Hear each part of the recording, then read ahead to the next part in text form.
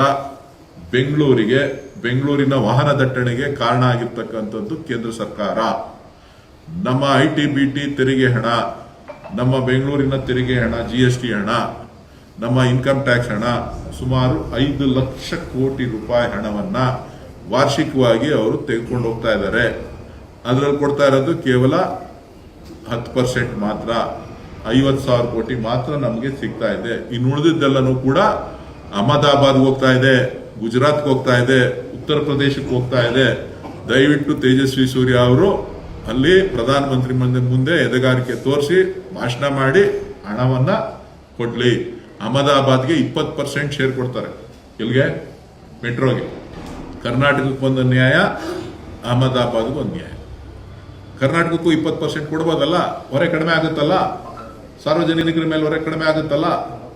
ಆಗುತ್ತಾ ಇಲ್ವಾ? ಮಾಧ್ಯಮದವರು ದಯವಿಟ್ಟು ಸಾರ್ವಜನಿಕರನ್ನ ಜಾಗೃತಿಗೊಳಿಸುವಂತ ಕೆಲಸ ಮಾಡಬೇಕು.